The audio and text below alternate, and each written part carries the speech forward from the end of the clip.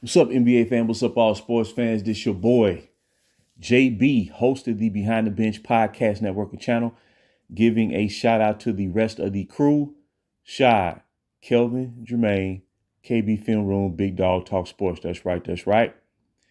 Everyone who's tuning in, thank you for supporting Behind the Bench. Subscribe to the channel and help make this show the best that it can be. Let's do it. Let's do it. Now, check it out. Now, it's just a quick synopsis, man, and I hope I don't come across as living in the past. It's not about that. It's not about in this unique situation. It's not about living in the past, because in the world of professional sports, it is about it's a result oriented, competitive venture, right? And it's about winning. I get that. That's what sports is about. That's what it's supposed to be about, right? I get that part. But we've never seen in professional sports, and I would challenge anybody to do their own research. Don't take my word for it, because I've done plenty of research over these past 7 years. Believe me, trust me. And anything that I express in these videos is fact based and is backed by empirical, statistical data, right? Along with the eye test that the data validated. So I tend to do this annually since all this started. And I have to be honest, as a fan, and like I said, when all this is over, man, I enjoy watching other teams build up. What's happening with the Detroit Pistons this year, they will advance to the playoffs without having to, compete in the play-in to get there. It's their first postseason appearance, and probably since I think when Blake Griffin was their star player and Andre Drummond. So we're talking about around 2018-ish, somewhere around there. So it's been a while. But they back in the fold. It's great to see. What OKC is doing is off the charts. They don't have to make annual trades and, gut the whole thing out in order to pursue success. And they're showing it, because for the second straight year, they will clinch the number one seed in the Western Conference, and they boast the league's best record. So they're going to have home court throughout as long as they advance. So they have the inside track to do something special. Houston Rockets, number 2 seed. Both of those teams, after James Harden requested to be traded from Houston in 2020, the 21 season, it took them 4 years to complete a rebuild. And here they are, number 2 seed. Oklahoma City, after Westbrook, Paul George and them, the 1 year of Chris Paul, it took them about 4 years. That's what it's going to take, especially when you're dealing with one and done players, And when it comes to the original young core of the NBA, this is what these young players represent for the Lakers from 2014 to 2018 represent the original young core of the NBA in terms of building up and drafting an entire roster of young talent, homegrown talent, right? As you're starting over.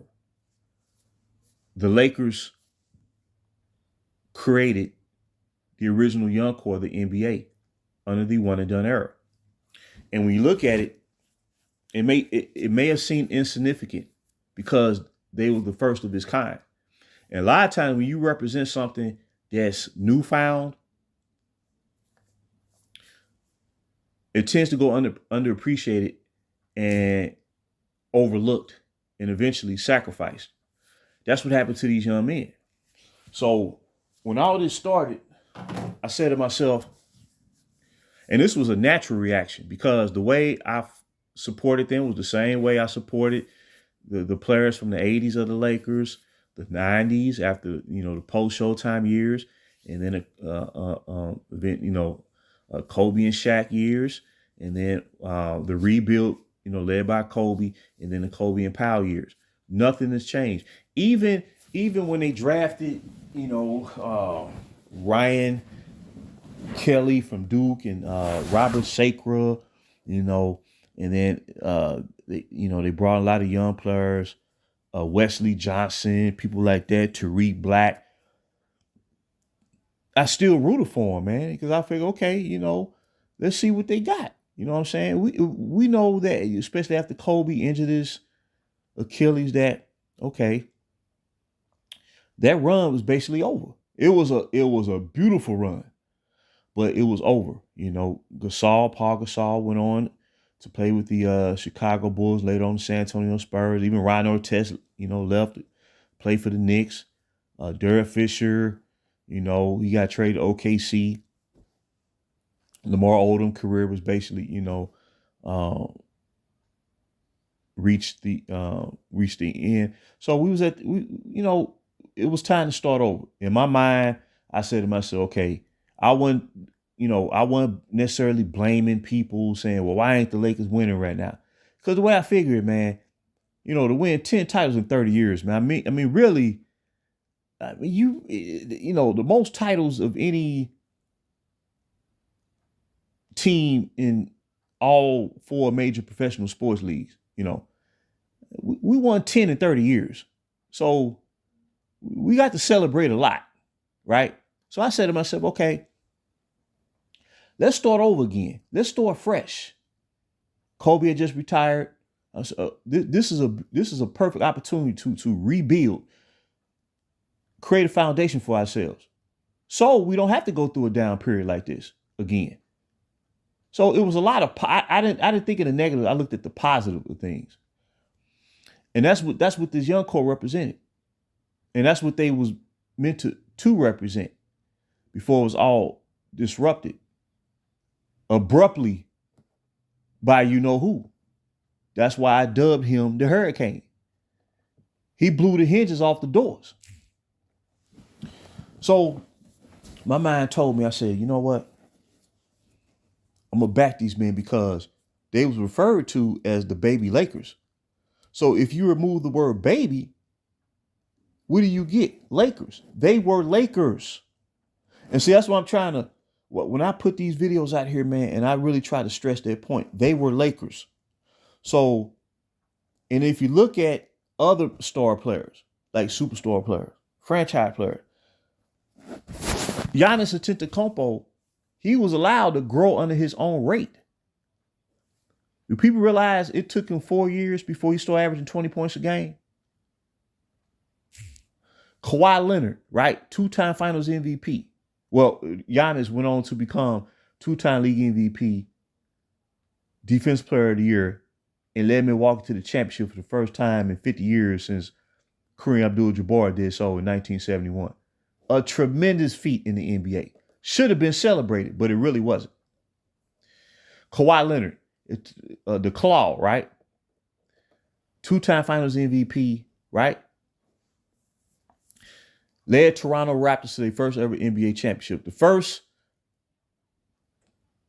Canadian team to win an NBA championship.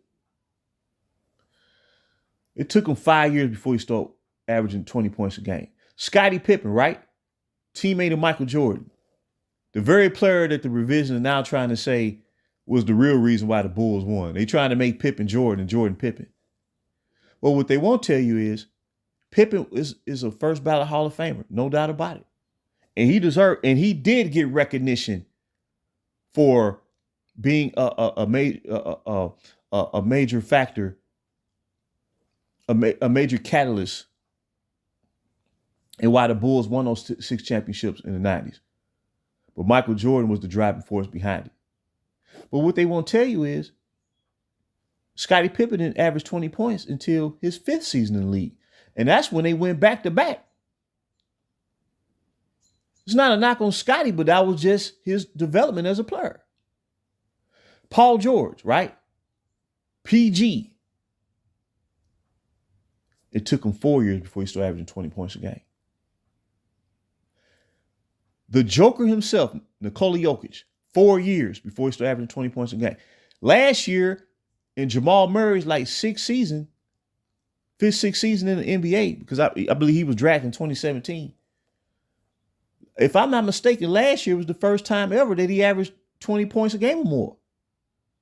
Then I look at our young core, I say to myself, well, Julius Randle, in his third full season in the league, remember his rookie year, he broke his leg in his debut game and missed the whole season. So in his third full year in the league, he started averaging 20 and 10. So he's progressing technically, in terms of averaging 20, 1 year faster than Giannis, Jokic, Paul George, and 2 years quicker than Kawhi. See, what I'm trying to say is you got to give your players time to see what they can be. See, you like when players are drafted, you may have an idea or projection of what they could be, but there's no way that you can determine that in only 2 years average. Well, that's what happened to this young core. Even as Brandon Ingram doubled his scoring output as a rookie from 8 points a game to 16. Well, and Kobe Bryant's been my favorite player since his high school days at Lower Merion. And I'm not saying Brandon Ingram is going down in history as a greater player than Kobe, but I'm talking about in terms of individual development. Well, Kobe in his rookie year, he averaged 8 points a game. In his second year, he averaged about 15 and a half. Well, Brandon Ingram was progressing at the same rate. Remember Kobe third year? He averaged around 20 a game, 19.9. Well, Ingram, I believe, with the extra emphasis on the 3-point shot, he was projected to average 22 a game in his third year. So what I'm trying to say is they weren't the problem. It's the environment that's been cultivated in the NBA over the past 15 years that became the issue. Where, as I continually say, young talent became expendable. But do you notice the term young core is the rave now?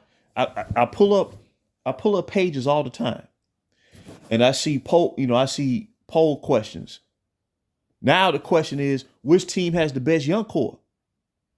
Between, let's say, the Houston Rockets, Detroit Pistons, the Portland Trailblazers, OKC Thunder, Orlando Magic. Now the young core is the rave. Well, this is why I say the Lakers boasted the original young core of the NBA. But their relevance and their importance became nullified, and they were sacrificed. And the reason I bring this up is because a fan of the Hurricane, we've been going back and forth a lot about one of Kuzma and Zubac. And when he was traded, I was super upset because this was before Ingram was traded, Josh Hart, Lonzo Ball. Randall had already been released and let go. And then Clarkson and Jordan Clarkson, Larry Nance Jr. was traded to Cleveland.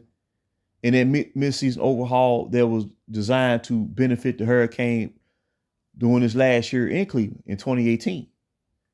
So I've been upset for a long time. So what I'm trying to say is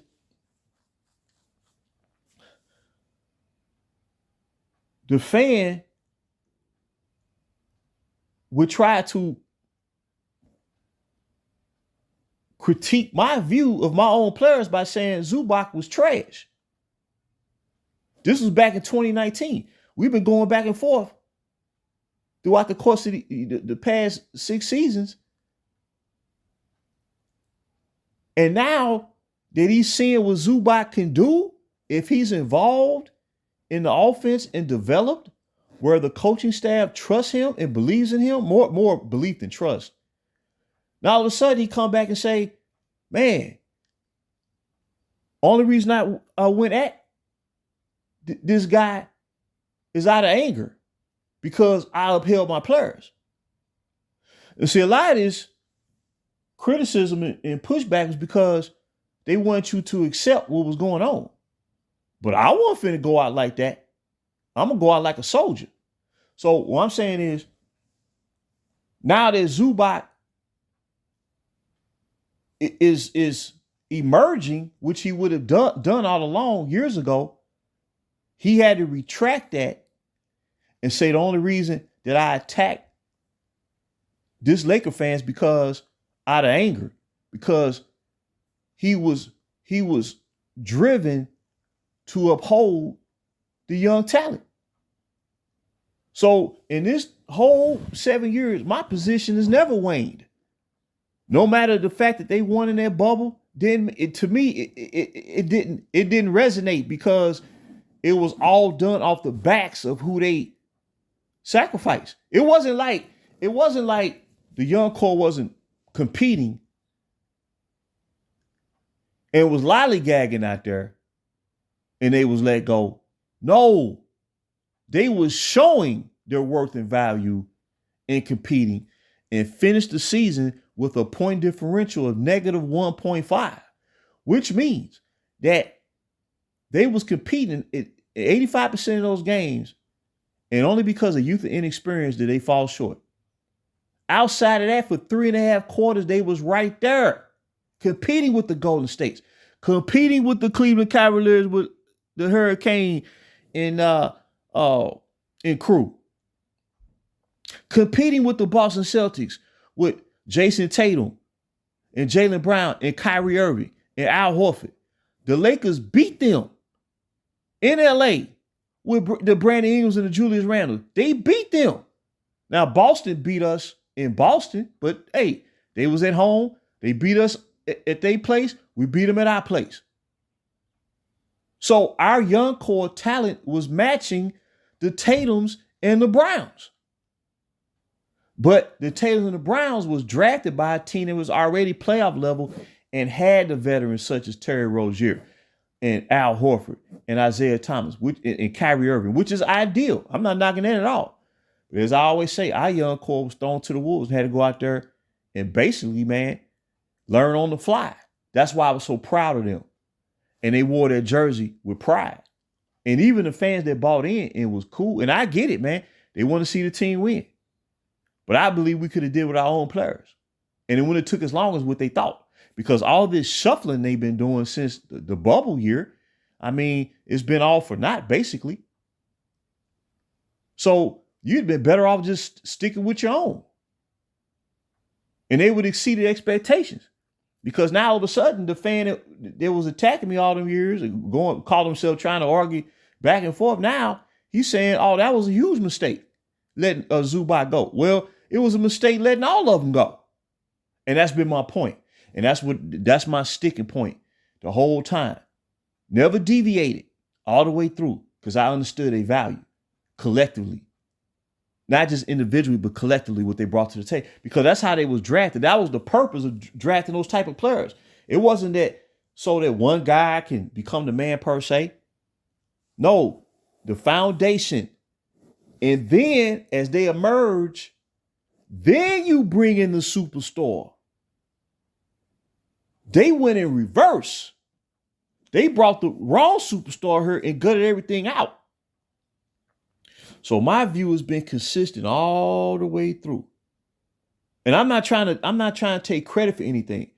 I'm responding to what was being put out there on the court and how they were drafting.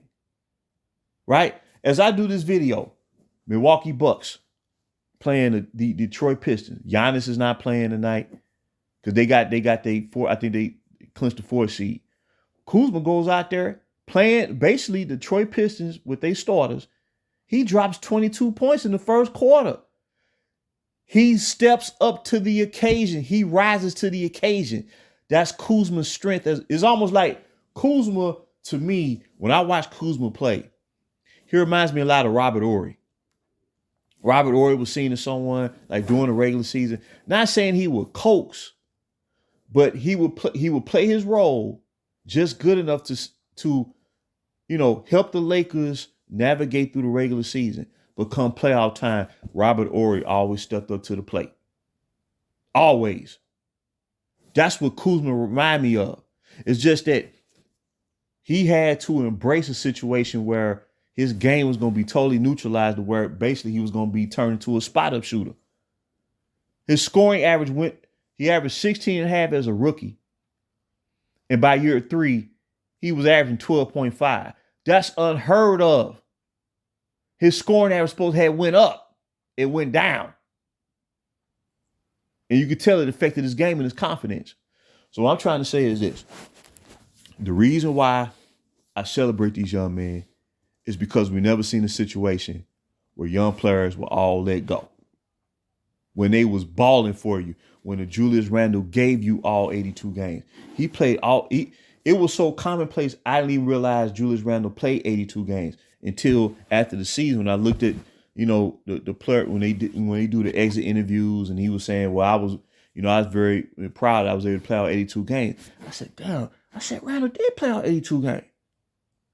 And he wanted to play his whole career for the Lakers. Historically, you don't let those type of players go because you know what's going to happen? When a player who want to represent your franchise and show up no matter what, you know what that means? That means more often than not, he's a cornerstone player that is going to help lead you to greatness. Historically, that's what that means. That's what that is meant. So, in closing, it's been 6 years, people, since Zubac was traded away. And they have yet to find a center to replace him. And he was only 21. He was a raw talent, but you can tell this guy, he was like a diamond in the rough. That's what Zubac is. He didn't come in with the fanfare or the domination of someone like a Shaq coming into the league or David Robinson, Patrick Ewing, or even, the high expectations with Wembanyama. You know what I'm saying? But this was a diamond in the rough, and the Lakers drafted him. And look what can happen, man, when you believe in a player. In the second round, Jokic was drafted in the second round. Look at what he turned himself into. So what I'm saying is when you sell yourself short, you're kind of, how can I say that? You're limiting an opportunity to see the hard work pay off in regards to all that time that you spent drafting them young players like that. And they were showing improvement. Now, if they, like I said, they was out there getting blown out every night, then I couldn't say, see, that's the thing. I couldn't say anything. I couldn't make an argument. But I could make an argument every year because outside of that one season, the guy that you traded the future for to get, you just traded him 2 months ago. So that means to me, in the grand scheme of things, the whole effort has not been a success. Because if it had been a success, we wouldn't be sitting there hooping and hollering about clinching number 3 seed. Well, that should be automatic every year. When you got you supposedly got the GOAT on the team, then you got a top 5 talent. At worst, you should be finished with a 3 seed. I'm not saying you should finish with number 1 seed every year because Kobe and Shaq didn't finish with number 1 seed every year. But when they locked in and locked horns, they're ready to do what they do because of who they were. So all I'm saying is this. The reason why I backed them is because of how they was did. I thought it was foul. And when you see a player at the free throw line and they chant out, LeBron's going to trade you. LeBron's going to trade you. I take that serious as a fan because he shouldn't have been subjected to that. Because there was nothing that he did that warranted him being traded. What did Brandon, realistically, they improved by 20 games in the Western Conference. Prime Golden State, back-to-back champion, defending champion with prime KD. That team was in its prime stage, right? You had a prime Houston Rocket team with James Harden, MVP, right? And Chris Paul that won 65 games, right? Okay. You still had the Spurs down there with Kawhi, LaMarcus Aldridge and the like, right? Patty Mills. They were still winning like 50-some games. Then you had even the Clippers team was competitive, playoff level, right? Okay. Then you had Portland with Dame Dollar, right? And Damian Lillard and CJ McCollum. They was a playoff level team. What signs were there to show they weren't being competitive in those games? What signs were there to show that they weren't ready for the bright lights? What signs were there to show that they wouldn't improve in time? I check off all three boxes that proved otherwise. So at the end of the day, this is why I backed them. Because in theory, in essence, they haven't been replaced. And what I'm trying to say is, if you throw all your chips in the middle of the table one year and you overhaul your roster, you give up the farm, and you bring in players, veteran players who coming in almost mercenaries, of course you're going to have a good season. Of course you will. Because now you're operating in championship and bust. So when you give up all that, now you're acting from a position of desperation. And that's basically what this whole thing has been. Win now. With him on the team, the hourglass is getting shorter and shorter. Time's running out. That's been the selling point since day one. But when you had the youngest team in the league that boasted a top 3 scoring bench already, you didn't have no veterans on that team coming off the bench. You traded Lou Williams to get the number 1 pick, number 2 pick of that 17 draft that you used to bring in Lonzo Ball. They had number 3 bench, top 10 defense, the second best paced team in the league already, with a point differential negative 1.5. That's unheard of. They was actually ahead of the curve, because remember what people were saying about that young core Laker? If they was in the Eastern Conference, they'd have been in the playoffs. But because they was in the West, it was so deep. You had so many prime teams, it was going to be difficult for them to do that year. But they still improved by 9, 10 games. So you knew they would improve going into next year. So all I'm saying is this, and I'm going to shut this bad boy down. At the end of the day, the reason that I backed them, to me, they're champions at heart for what they had to experience. No group of young players like that should have to experience nothing like that. If anything, the organization should be like, nah, man, we're going to protect them from that. They giving us they all. They giving 150%. They improving. They competing their tails off, because they competed their tails off. That's the thing. They weren't intimidated by nobody.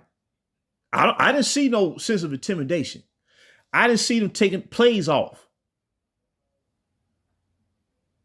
I didn't see them backing down. It was just they was young. So so basically what this young core had to do to show the importance of young talent, they had to take the hit in order for the rest of the teams across the league to show, no, we're going to do the opposite. OKC, no, we're going to build up our young talent. Denver, we're going to stay the course. Houston, we're going to build through the draft with young talent. And then we're going to add the complementary pieces to anchor what we got. We're not going to bring in a veteran player to take over. So their original young core, they should go down in history. And I'm serious when I say this. They should go down in history as a group of young men who had to take the hit and the sacrifice in order for teams to adopt a long-term vision in this decade. And even the Lakers themselves have learned from that, and they've tried to compensate and correct their path by bringing in young players.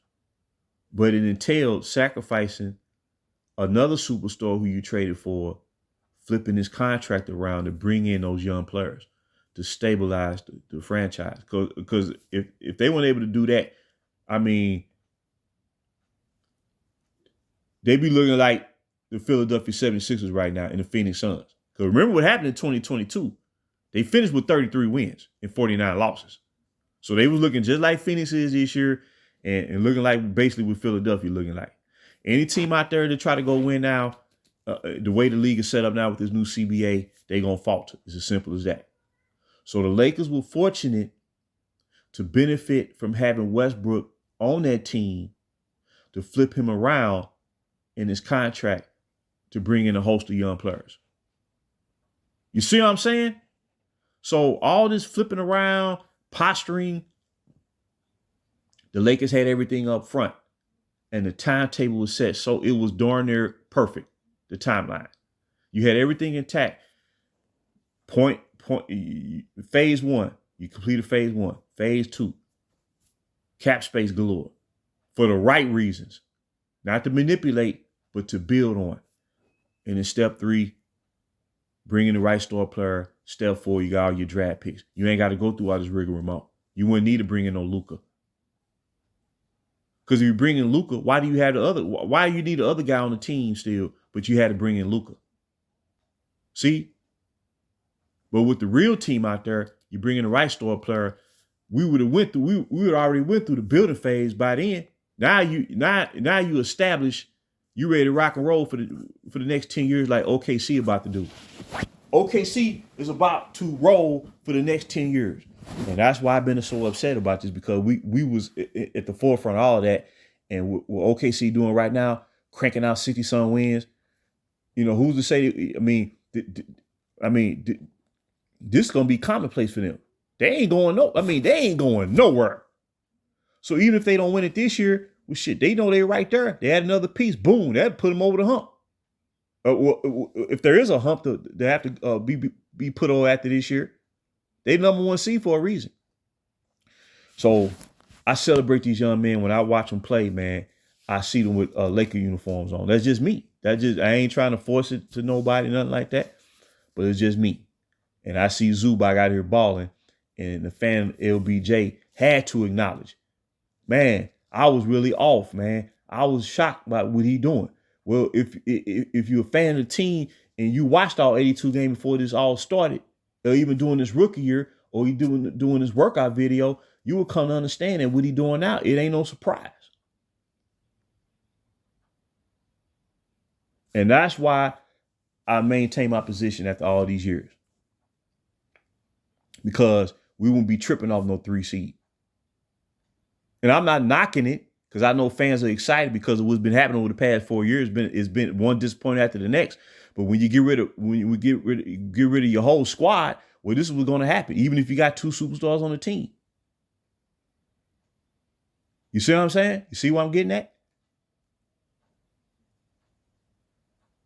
Or having players play out of position because you don't have the players needed to play certain positions that you let go.